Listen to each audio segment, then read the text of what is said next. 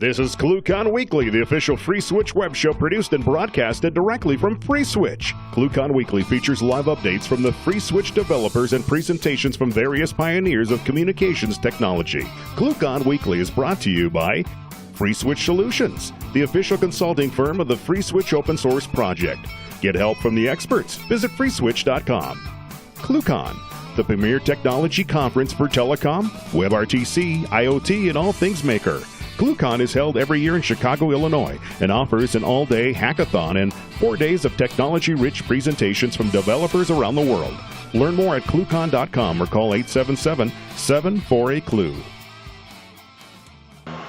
Anyway, welcome to ClueCon Weekly. Today is August 16th, 2017, and today we'll have Francesco Castello joining us from Ireland. He works with Telnyx over there, and he's going to be talking about out-of-band telephony testing and how you guys can apply that in your own networks and some of the techniques they're using. So stand by for that. Last week we weren't here due to ClueCon, so for you guys that made it out to ClueCon, thanks for coming out. It was really a lot of fun to see you guys.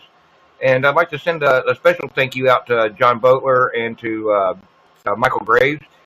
Without them, I couldn't pull off the streams onto Facebook like we were able to do. So for all you guys out there, if you see those guys, tell them thanks. It was good to have them helping out, and we just couldn't do it without them. So also, you guys, we've got 1.8 coming down the pipe really rapidly. So if you aren't testing on master, please go test on master. That's going to help us stabilize 1.8 a lot faster.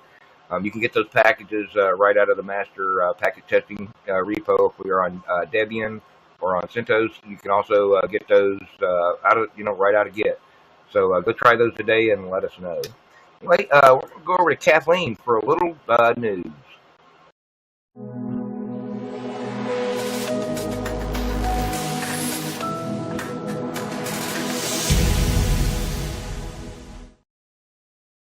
Thanks, Ken. First, we would like to say a big thank you to all the wonderful sponsors from this year. We could not have put on such an amazing event without you. You can go see the full list of sponsors at ClueCon.com, the sponsors tab.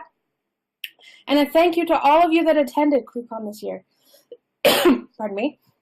Thank you for attending, participating, and letting us show you a good time.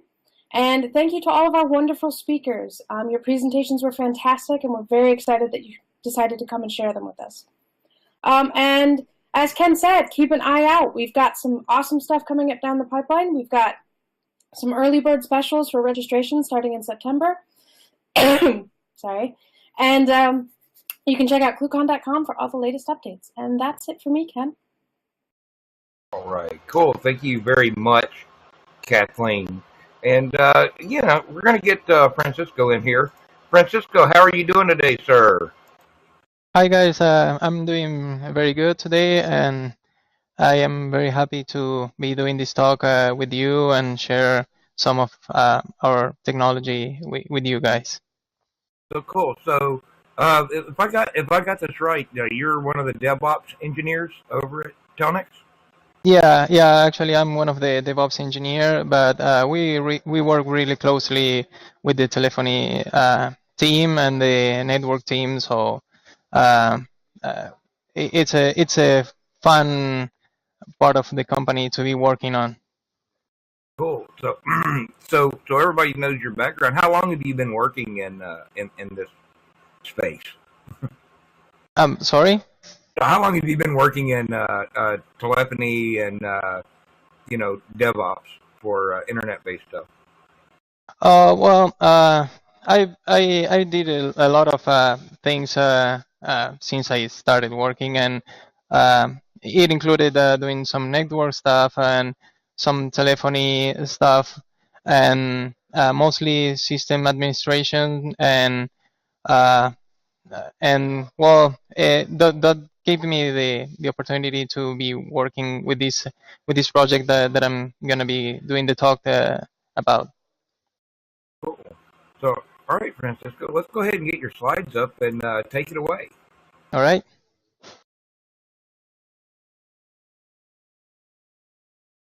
Okay, So, well, my talk is about out-of-band telephony engine testing and monitoring, and well, you're gonna see what I'm gonna be what I'm talking about.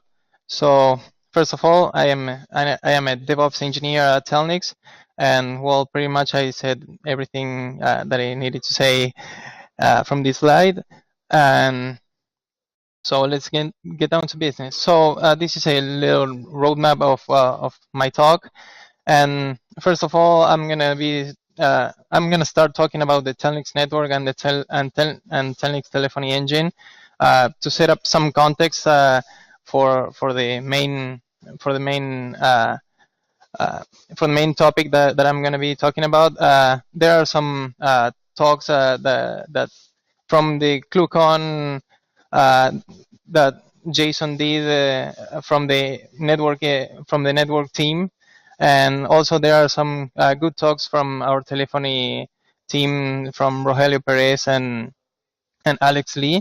And now I'm going to be talking about an overview of these components just to set the context to explain what all this monitoring it's all about. So basically, our network, Telnyx has a network, with a private fiber backbone, which we have POPs in different regions, and in this network we control the traffic in a way that we can ensure the quality of the communications. And so this is what a one of our POPs looks like. And like I said, it's a global fiber backbone, and we have interconnections with IXP and direct connect with tier one ISPs. So pretty much we have a connectivity to the internet from different points, not only in our POPs, also we have a lot of resiliency from the network's perspective going to the public internet. Also, we have cross connects with our with cloud service providers, which give us the ability to connect using our private backbone to cloud virtual machines and services. So it's a very it's a very good feature to have to be able to control the traffic that goes into our cloud infrastructure too. And also we can do private cross connects to customers that don't want to go to the internet. So pretty much this is what in an overview, this is pretty much how our network looks like. And there are some interesting talks that Jason gave at ClueCon this year, and well, where he can explain in more detail about this part of the network. So I'm going to explain now a little bit about the telephony engine, and there are some talks also about the telephony engine, and one of the things that we're doing is using Anycast addresses, and so all of our POPs have a telephony engine components in each of our POPs. So every user connects to the closest POP that the internet can route to. So this gives us a resiliency, so we can take out one POP in an entire area or a POP, and the user will still be connecting to zip.telnyx.com and to this Anycast IP. So this gives us a lot of resiliency and multi-region support for our communications. But this setup has a kind of a problem, because the routing that is done from the internet to our Anycast addresses, it's done by ISPs, and not all the times the ISPs do the best route. They do their cheapest route mostly. So in this case, our telephone engineers design a solution so we can anchor the media to the closest to the best connection that they have, the best round trip time, even though if they are connecting the signal into a different pop, for example, uh, in this case, the user can be connected to pop 1, but see, our telephony engine has a service, a ping service that is measuring the round trip time to the user. So in this case, the media will be anchored to a different pop.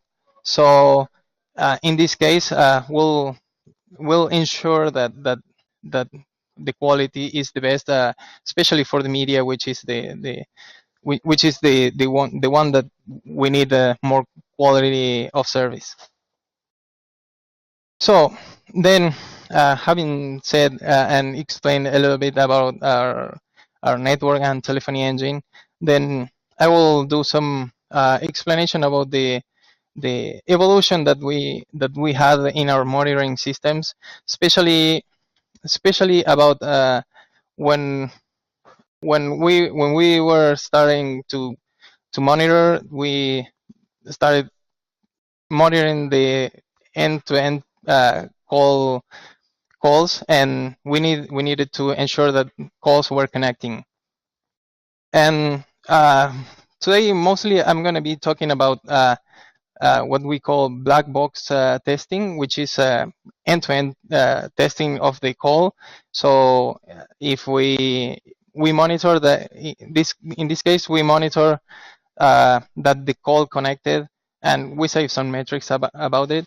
But there is an interesting talk in the ClueCon Weekly from Alex Lee, where he explains more about the white box testing and monitoring we do using metrics.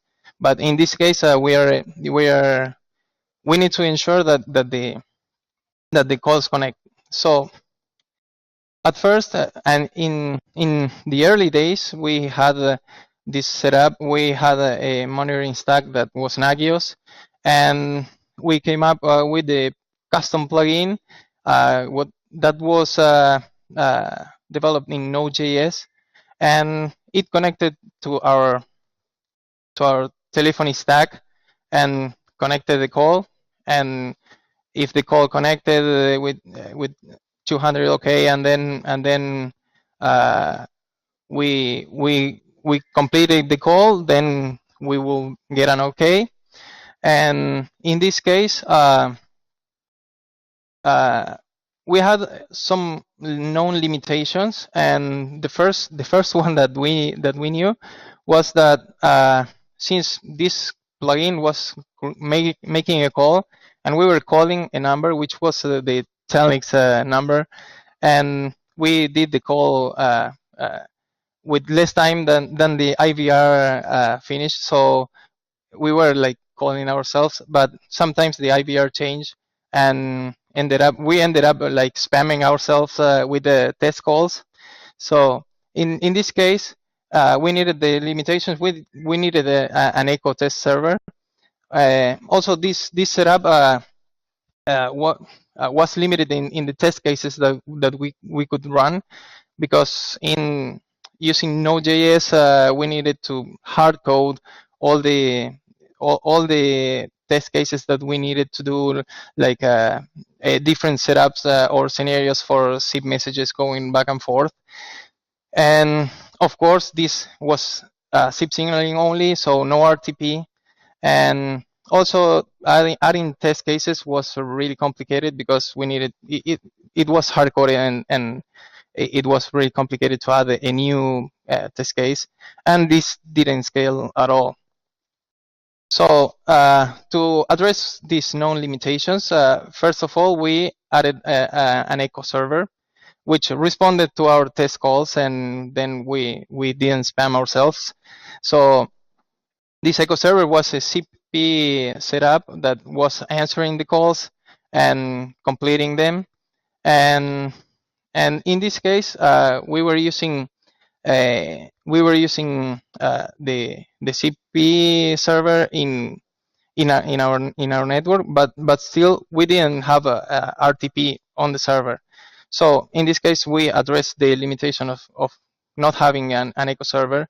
But still, in this setup, we have limited test cases because we were still using a Node.js caller and no RTP, and also test case additions, and this didn't scale at all because we still were doing it from a script from one box that was the monitoring box that we have. So to address the limited test cases, then we needed to change this custom plugin. So we started using ZipP as a client, and then we created a bash wrapper to create the different test cases. So in this case, it was easy to add a new test case, and the script wrapper in bash used to point to the different XML files, the different configurations for the XML files in ZipP. So it was easier to add more test cases, and this took care of the limited test cases from the other plugin, but we still had the problem of having signaling only connections, and so in this case we saw that that course completed, but if we had no audio, we will never know. So to address this, we started taking care of one of the components, and in this case, we changed the echo server, and in this also we changed the echo server, and we added an asterisk server which had different trunks configurations, and also we added RTP, so we call and we hear our voices. And this way we knew that we were getting audio. But in this case, the limitation was solved partially because from our monitoring stack we were still doing only SIP signaling only. But in this case, we manually could know that the calls weren't connecting the audio, and so it solved the problem partially. And at this moment, our setup in the telephony engine, all the features that we were adding constantly, gave us a hard time to monitor it and keep up with the features that we were adding.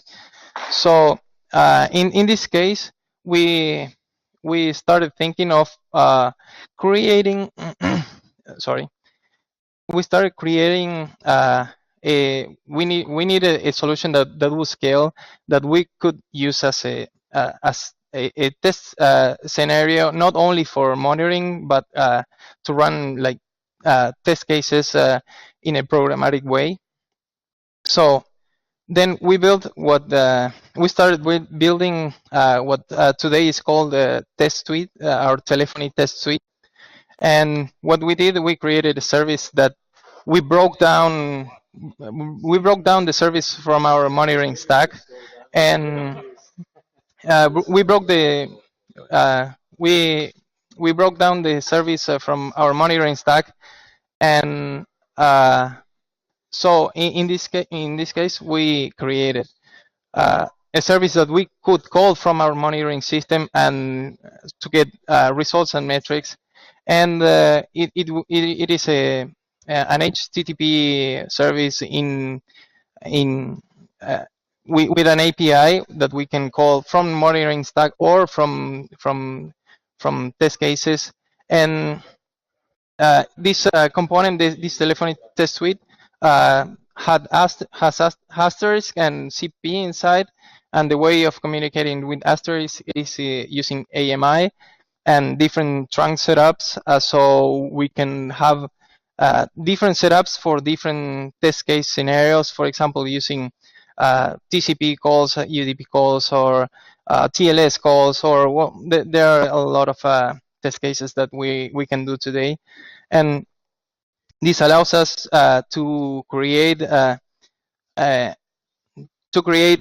test cases more in a more scalable way.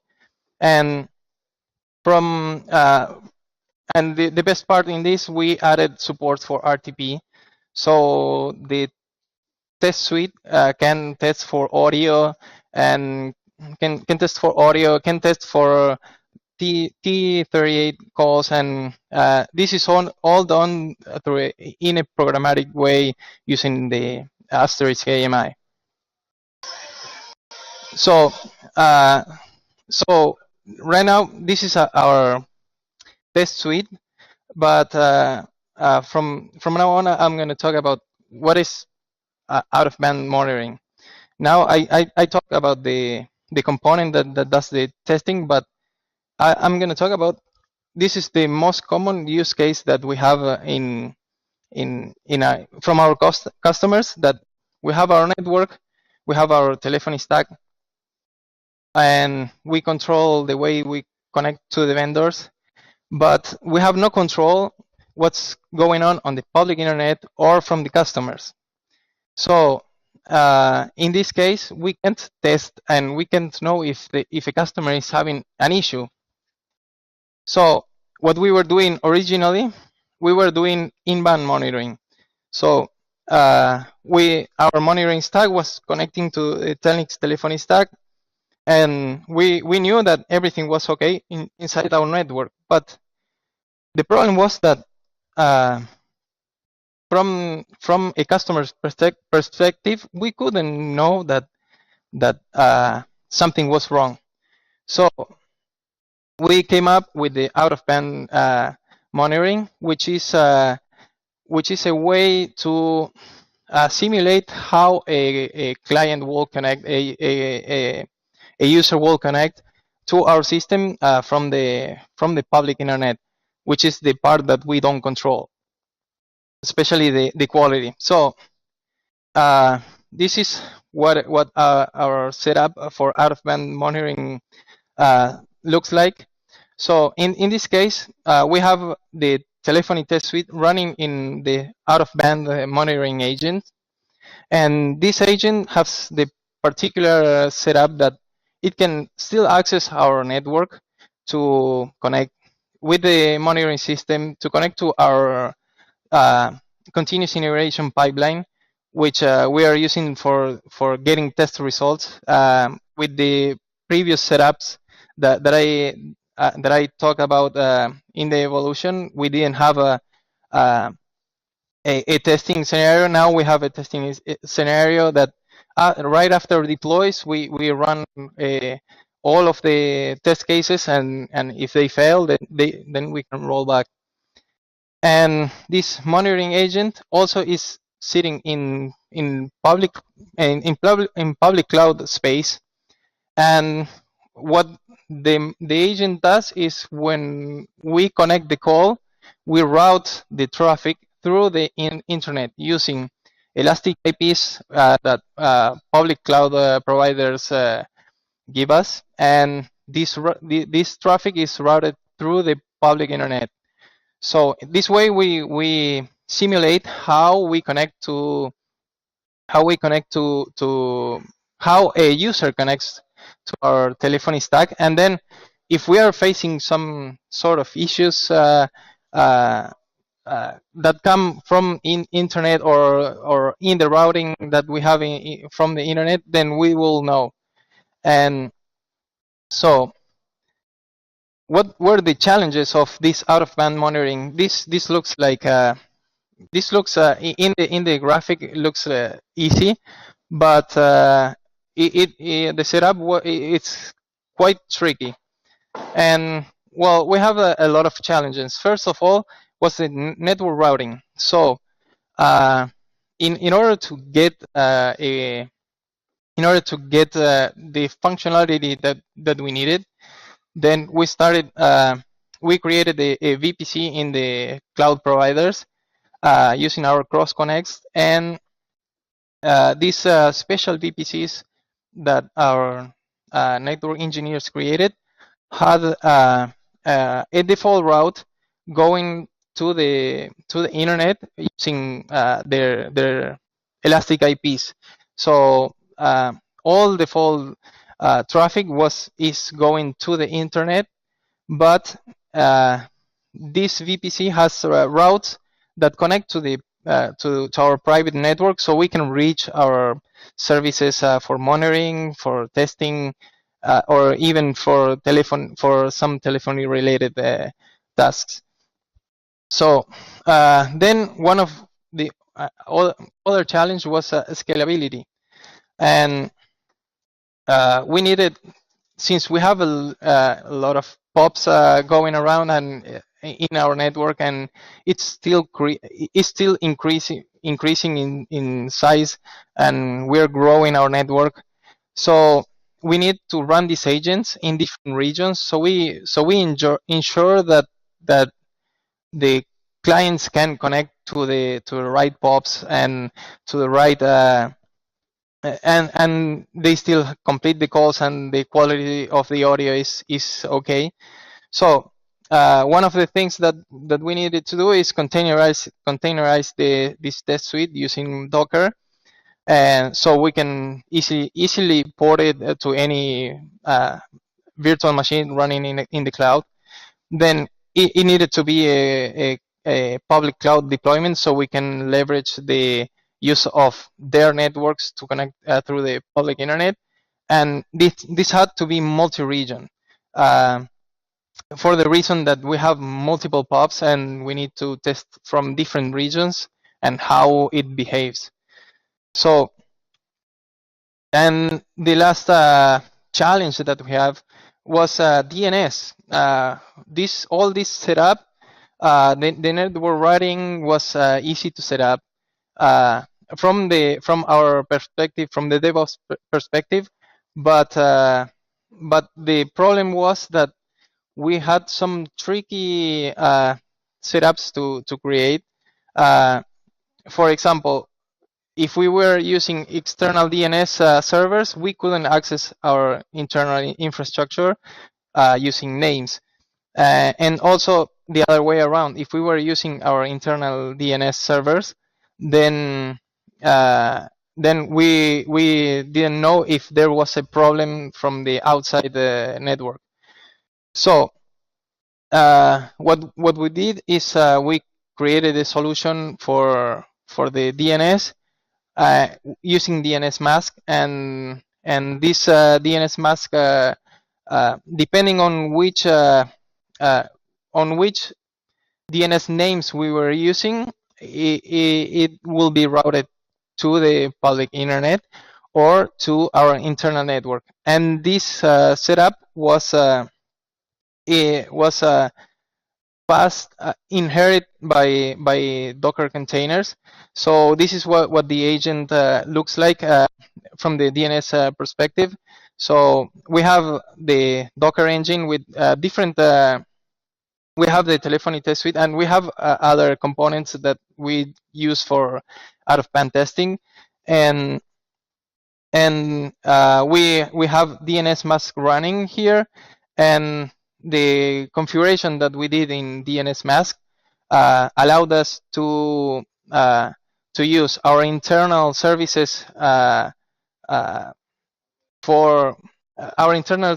for the private backbone, but all of other requests that we didn't define with these special rules go to the public internet. So to wrap up the what I was talking about, the out-of-band monitoring uses are a lot, because we need to still be monitoring our setup from a customer's perspective, and the most important and the one that we use the most is the call testing scenario. So it's end-to-end testing. So it's a complete call with, like a customer would connect a call, and we have a lot of test cases, and for termination, origination, using transcoding, TLS, SRTP, emergency service, T38, and well, I can be mentioning we have, I think at this point we have over 60 test cases for different types of calls, or for testing different features, and we still add a lot of features to the call testing scenarios. Also, it's good for testing registrations using plain or TLS, plain text or TLS, and also, I mean, we also. Oh, sorry, my bad. I did some Spanish there. So, and also using testing stun servers. It's a great setup. What we have, because the out of band testing uh, uses the elastic IPs from the cloud providers, and those IPs are NATed from the VMs. So it's a good use case for testing our stun servers. And these are mostly the use cases that we use for telephony, but it's not only for telephony. We also test the MTU,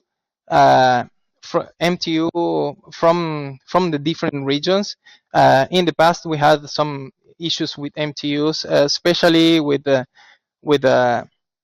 customers that were using invites, big invites, and UDP calls were not dealing. We weren't dealing okay with the fragmentation that when the MTU issues arise. So this way, from different regions, we can test for MTUs and see that problems are happening. And also, we use it for testing our website for metrics and monitoring it, just to be sure that our website is up and running. And also, of course, our mission control API, we use it for monitoring it from outside our network, and that customers can still connect to our API. And well, that's pretty much it. And so it's time for some questions.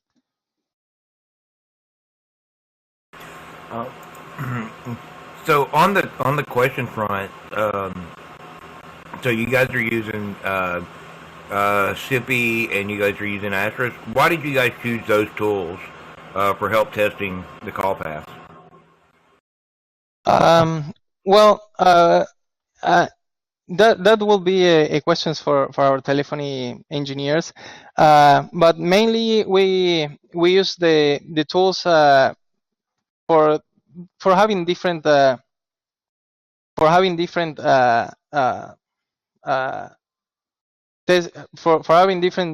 test cases. For example, some test cases we are using SIP, and especially we use SIP when we do load testing from outside our network, because it has some features, cool features that we can easily use.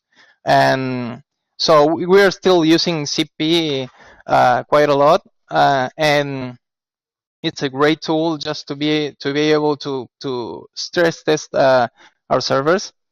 And Asterisk, when we were creating all this service with the HTTP JSON API, seemed easy to integrate using the AMI the AMI connection to the Asterisk, and it was easy to add trunks with different setups like TLS or UDP or TCP connections. So that way it was easier for us to use those tools. Cool. All right, guys. If anybody else has questions, jump on in here when there's a break in the questions. And while we're waiting on guys to think up those questions, Francisco, I've got another one for you. Are you guys doing any MOS testing or anything like that to monitor, in your testing, what the media actually sounds like and how well it's actually making it from end to end? So using the mean opinion score to kind of figure that out. Yeah, well, right now we're doing some improvements. We're constantly adding improvements in our service. Right now we are detecting that we have sound, but like you said, we are working on detecting how the sound is heard. So that way we are improving our test suite just to be able to be more resilient and get more data from what the test calls are doing. But in this case, we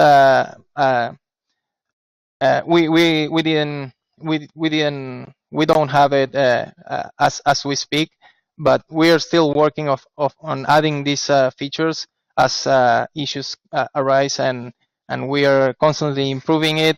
Since the birth of the test suite, we added a lot of features and detecting the audio and the quality, and that it's been a huge part of the development of this suite. Yeah, cool. So, all right, man. Yeah, that's actually pretty cool, because a lot of people are always looking for ways to make sure their network is working, and this is definitely, a good way to do it, is actually using endpoint technology and things like SIPI to help you do that testing. So, and you use a lot of open source tools here. It appears. Are you guys using any proprietary tools in there?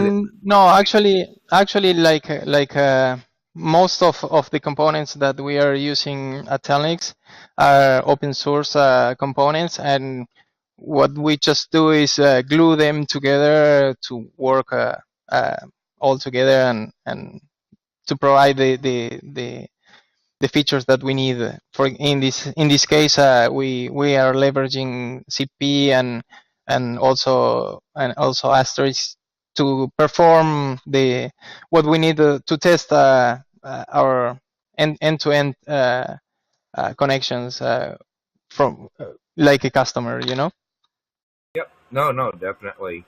A lot of good tools in use there. So, all right, guys, if anybody else have any questions for Francisco today? All right, then. So, Francisco, thank you for coming out and sharing all this wonderful information with us. For you guys that want to check out Telnyx and more information about them, visit telnyx.com. And you can see some more of the work that those guys are doing over there. They're growing by leaps and bounds, so check them out. Next week, we'll be back here. We're going to have some fun stuff on the schedule for you. Watch out for Kathleen on that. She's going to be dropping that announcement out onto social media before long. Also, don't forget to follow us on Twitter, like us on Facebook, and if you're watching us on here on YouTube, click that subscribe button right below the video, and you'll get the updates on these as they come out. Thanks, guys, and we'll see you next week. You've been watching ClueCon Weekly. Tune in every Wednesday at 1 p.m. Eastern Time, or visit us online. Please follow the FreeSwitch team on Twitter and Facebook by visiting our site at freeswitch.org.